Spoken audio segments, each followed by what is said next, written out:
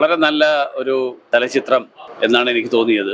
നമ്മുടെ പൗരാണികമായിട്ടുള്ള വിശ്വാസങ്ങളും തത്വശാസ്ത്രവും ഒക്കെ അതിനെ ഏതൊക്കെ കാലഘട്ടങ്ങളിൽ ഏതൊക്കെ രൂപത്തിൽ അവതരിപ്പിക്കപ്പെട്ടിരുന്നു എന്നുള്ളത് പുതിയ തലമുറയ്ക്ക് മനസ്സിലാക്കാൻ കഴിയുന്ന ഒരു പടമായിട്ടാണ് എനിക്ക് തോന്നിയിട്ടുള്ളത്. സനാതന ധർമ്മത്തിൽ എല്ലാ മനുഷ്യരിലും കുടികൊള്ളുന്ന ഈശ്വരീയതയെ കുറിച്ചാണ് സനാതന ധർമ്മം പറയുന്നത്. ഈ പടത്തിൽ കോലസ്വരൂപങ്ങൾ ദേവസ്വരൂപങ്ങളാകുന്നതിനെ കുറിച്ചാണ് പറഞ്ഞത്. അതാണ് തിറ എന്നാണ്. തെയ്യവും തിറയും അത് കേവലം ഒരു അനുഷ്ഠാന കല എന്നുള്ള നിലയിൽ കാണുന്നതിന് പകരം മനുഷ്യൻ എങ്ങനെ ഈശ്വരനിലേക്ക് അടുക്കുന്നു എന്നുള്ളതിനുള്ള ഒരു സൂചനയായിട്ട്, അതിനുള്ള മാർഗമായിട്ടാണ് തെയ്യവും തിറയും എന്നുള്ളത് പുതിയ തലമുറക്ക് മനസ്സിലാക്കാൻ തീർച്ചയായിട്ടും ഈ ചലച്ചിത്രം വലിയ തോതിൽ സഹായിക്കുമെന്നാണ് എനിക്ക് തോന്നുന്നത്. അതുകൊണ്ട് അതിൻ്റെ സംവിധാനവും അതിലെ അഭിനയം, ശ്രീ അജയ്കുമാർ ബാബുവിൻ്റെ അഭിനയം വളരെ വളരെ, കാരണം ഞാൻ തലശ്ശേരിയിൽ ജനിച്ചു വളർന്ന ഒരാൾ എന്നുള്ള നിലയിൽ തെയ്യവും തിറയുടെയും ഒക്കെ കാലത്തും ആ പശ്ചാത്തലത്തിൽ ജനിച്ചു വളർന്ന ഒരാളാണ്. അതുകൊണ്ട് ഒരു അഭിനയമാണെന്ന് തോന്നാത്ത തരത്തിൽ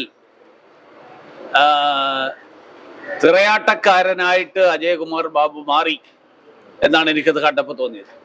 സംവിധാനവും സംഗീതവും എല്ലാം വളരെ മികച്ചതായിരുന്നു എന്ന് വേണമെങ്കിൽ പറയും. അല്ല, ഈ തെയ്യം ആടുന്ന കാവുകളിൽ ഇപ്പൊ ഈ കഥാപാത്രത്തിലും അതിലും ഒരു ഇസ്ലാം മത വിശ്വാസിയായിട്ടുള്ള ഒരാളെ ഒരു കഥാപാത്രമുണ്ട്.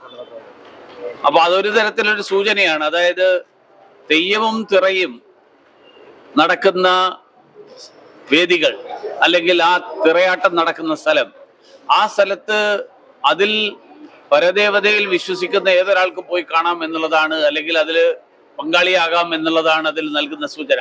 അത് സനാതന ധർമ്മത്തിന്റെ ഒരു വലിയ സന്ദേശം കൂടിയാണ്.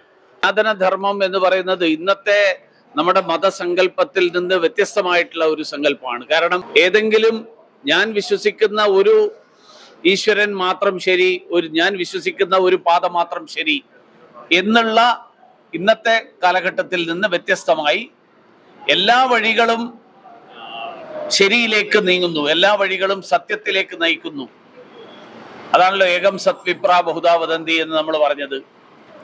ഈശ്വരനും മനുഷ്യനും ഒന്നാണ് എന്നുള്ളതിന്റെ സൂചനയാണ് തത്വമസി എന്ന് പറയുന്നത്. ഈ തരത്തിലുള്ള സനാതന ധർമ്മത്തിന്റെ അടിസ്ഥാന തത്വം, ആ അടിസ്ഥാന തത്വം ആദിമകാലത്ത്, ഒരുപക്ഷെ ഇന്നത്തെ വിഗ്രഹാരാധനയുടെ കാലത്തിന് മുൻപ് തെയ്യവും തിറയുടെയും ഒക്കെ കാലഘട്ടത്തിൽ എങ്ങനെ പെട്ടിരുന്നു എന്നുള്ളത് ഇന്നത്തെ തലമുറയിലുള്ള ആളുകൾക്ക് അറിയാനുള്ള ഒരു അവസരമാണ്. നല്ല സിനിമയാണ്.